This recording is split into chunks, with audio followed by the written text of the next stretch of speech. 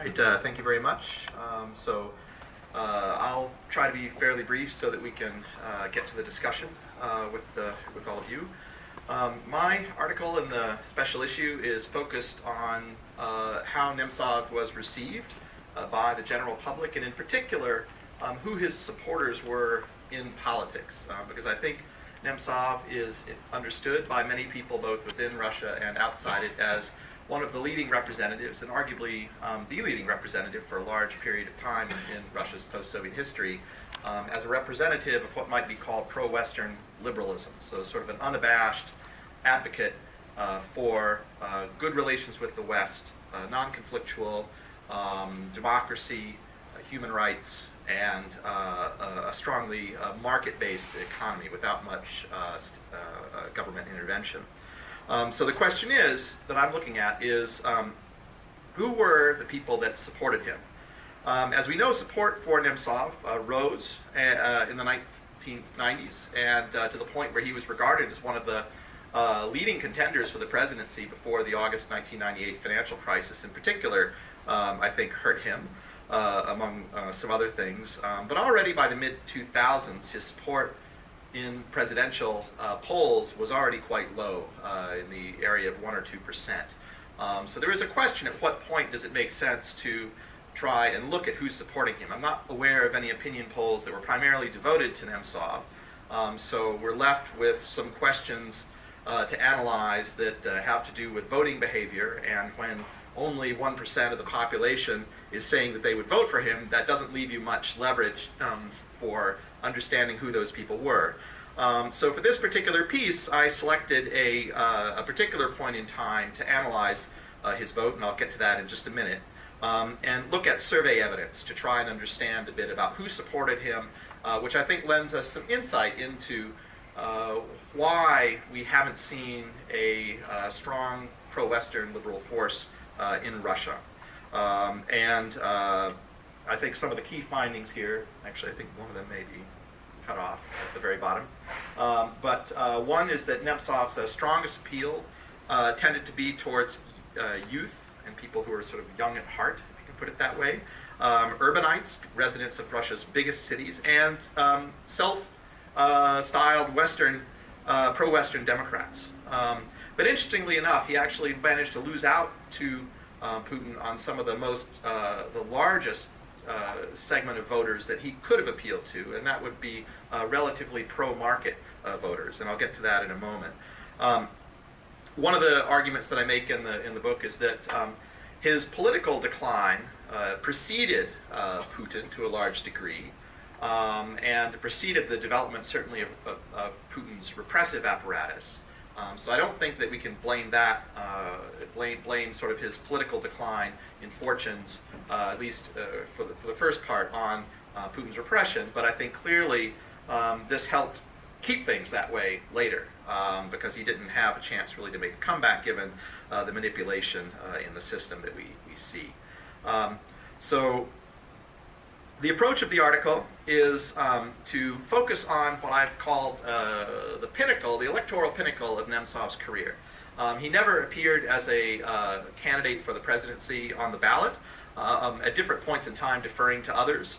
But he did do, in the Duma election, the parliamentary election of 2003, was to lead the ticket of the Union of Right Forces, which I use its Russian acronym here of SPS, so you use probably SEAL, in the Duma election of 2003, and so he was the top of the ticket, and the other two who were prominently in the top three, called the Troika, were businesswoman and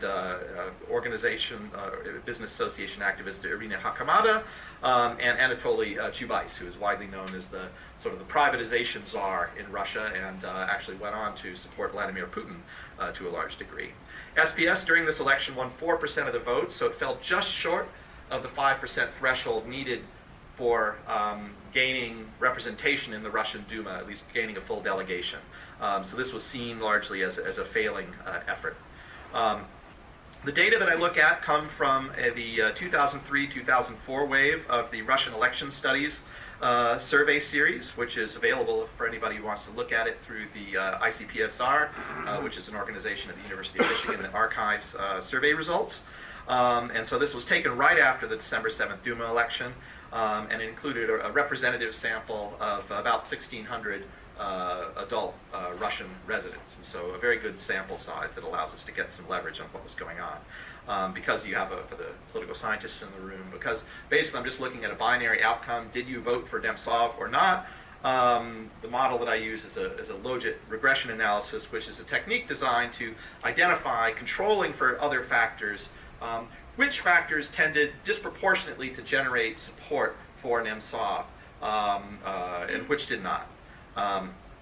And so particularly the numbers that I'm going to present in a minute in graphic form, which will hopefully be understandable, are basically what I want to find out is for a given factor, if we take an otherwise average person and we raise that factor, say age, from its minimum to its maximum value in the data set. So if we take an otherwise average person, first see how likely they would be to vote for Nemtsov if they were 18, then see how likely they would be to vote for Nemtsov at, I think maybe it was like 92 or something, which is the oldest person in the sample. How much difference does that make in a person's likelihood to have been among Nemtsov's voters? So that gives us an estimate of sort of which factors are really working for Nemtsov and which were not. So basically I tried to put them in a graphic form here. And so the little dots are the estimates of the size of the effects. Just for example here, if we take education, we see that people who have higher education were about 2% more likely to vote for Nemtsov than others. And these little wings on the other side of the dot represent a 95% confidence interval. So basically what we want to find out with those wings is, does the 95% confidence interval fall comfortably outside of 0, which is represented by the line? So if the wings intercept the 0 mark, then we can't rule out that this factor had no effect on Nemtsov's vote. So we only really pay attention to ones that we can say with strong confidence worked for, or if they fell to the left of the of 0, worked against Nemtsov. So the first block of factors that I looked at were demographics, and what we see is we find no statistical effect for whether people were located in Siberia or in Russia's more or less depressed south or not. Ethnic Russians appeared to be no more or less likely to vote for him, so same thing for ethnic minorities than did others. Gender didn't seem to matter for his vote, but what did seem to matter was he drew significantly from people with higher education. They tended to be more likely to vote for Nemtsov. And people from Russia's largest communities. And the numbers in red are basically to say that people with higher education were about 23% of the electorate at that time. And so people who lived in Russia's largest communities, Russia's largest cities, about 20% lived in those. And then we have the factor of age, which seems to be basically if you're older, you were less likely to vote for Nemtsov. The effect looks very small because it's done by year. So 1 year, this is the effect of 1 year being 1 year older. You're slightly, less than 1% more likely not to vote for Nemtsov. But what this shows us is that there was an effect. The younger people tended to be significantly likely to vote for Nemtsov. And about 30% of the population at that time that we were looking at in the survey were under age 40. So one of the first factors that I'll just call into attention here is that he was drawing support in part from parts of the population that were already relatively small. These were not majority segments of the population, and I think this is a trend that we'll see looking at other factors. So the next part of the analysis looked at at economic factors. And the main conclusion to draw here is that, or to highlight here, is that he did, as he and Chubais and others had originally planned, get the support in the end of people who thought that they'd gained economically from the reforms of the 1990s. And so basically they were about 3 to 4% more likely to have voted for Nemtsov than were otherwise average people. But the problem here is that this was only about 13% of the population. The vast majority of people did not think that they had gained from these reforms. And then we also looked at whether or not Nemtsov gained or lost among people who thought that Russia's economy was improving. Because that was one of the things that Nemtsov and his colleagues argued during the campaigns was that we laid out the fundamental reforms that made possible the economic growth that took place in the 2000s and that Putin was taking credit for. But as we can see, voters basically didn't agree with this. And in fact, I mean, these are basically non-significant results. So he did no better or no worse among people who thought that their own personal pocketbooks were getting fatter, and also among people who thought that Russia's economy as a whole were improving. And he also wasn't the candidate of the affluent. So these are people who basically said in a survey that they could afford most basic things without a whole lot of trouble. So we also explored some questions that were in the survey about how people identified themselves. And in part, I wanted to see if people who identified themselves as the middle class were more likely to vote for Nemtsov. Turns out, no more, no less. Same thing with people who identified with small business or big business. So even people who thought that they kind of felt close to the oligarch class didn't see Nemtsov in particular as their representative.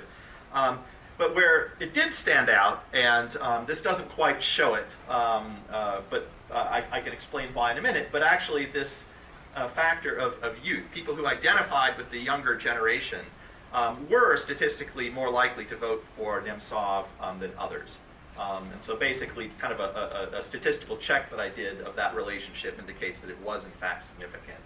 Again, I can elaborate that. But again, the people who identified as youth were only about 32% of the population, and the question was just general.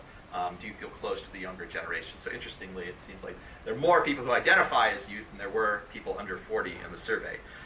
But that, I think maybe that speaks to Nemtsov himself, who always had a young at heart sort of spirit. And then finally, I wanted to see what kinds of views might be correlated with voting for Nemtsov, at least in this particular election. And again, it's complicated a little bit because there were other people on the ticket, but as the top person on the ticket, he was the most prominent. So this is, I think, as good a test as we can get. We found out that people that thought that Russia should treat the West as a friend, as opposed to a rival or an enemy, or even as an ally, were no more or less likely to vote for Nemtsov. So foreign policy didn't seem to matter much for him. But he did gain support from people who, around 3% more support from people who were for Western democracy. So those people who, if asked, what political regime do you think is best for Russia, and if they said Western democracy, he would get their votes. And this was about 7% of the population. So again, he's winning votes for people who had certain views of his, but only from those that had not a whole lot of adherents in Russia as a whole. Again, people who basically advocated policies favoring very big business, the oligarchs, so didn't want to jail the oligarchs, were no more or less likely to vote for him. Interestingly enough, people who were for a market economy and against a return to socialism were no more or less likely to vote for him. And this really would have been the big prize, and I think this is the set of voters that probably he really would have wanted. And probably expected that these people would be voting for him, especially with Chubais, because they made an advocacy of the market really their core thing. But as we can see, we can't, basically, the result is indistinguishable from this analysis from zero. So he wasn't able to win that. So, oops, lost track of that here. So just a few conclusions. Nemtsov, as a representative, arguably of pro-Western liberalism, was able to win votes from people systematically among those who considered themselves to be winners from the economic reforms of the 90s, who supported Western democracy, who were both young or felt young at heart, who identified with the younger generation, people in the very biggest cities of Russia, and the most highly educated people. But I think one of the problems for him politically was that these were all relatively small minorities of the population, and especially when they overlap, the intersection of them is relatively small, so it just wasn't a whole lot. And one of the bigger problems was that there were other parties competing for the same sets of voters, and especially for the pro-market voters. So in other survey analysis that I've done, and this shows up, and I talk about this in the article, who was winning the pro-market voters? Well, it turns out it was Vladimir Putin and his United Russia Party. If you were supportive of a market economy, if you identified yourself as being kind of more right of center politically, you were much more likely to vote for United Russia in this very election, and also for Putin in his elections, than you were for other parties. So I think in this case, this shows that Putin was able basically to steal some of Nemtsov's thunder on the areas that mattered most electorally, where you have the largest potential pools of voters. And he basically left for Nemtsov some of the areas where there wasn't a whole lot of potential to go beyond a certain ceiling. And so, part of this has to do with campaigning. Part of this is probably a natural incumbent advantage that any incumbent has. But of course, Putin doesn't have any ordinary incumbent advantage.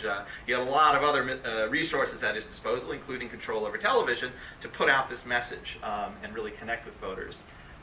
So I think that this issue co-optation, the co-optation of key issues that might have worked for Nemtsov, wound up being supported by the pro-Putin television and manipulation of alternatives in the political arena to basically keep Nemtsov at a certain level politically that in the end he was not able to recover from, especially as Russia's political space closed.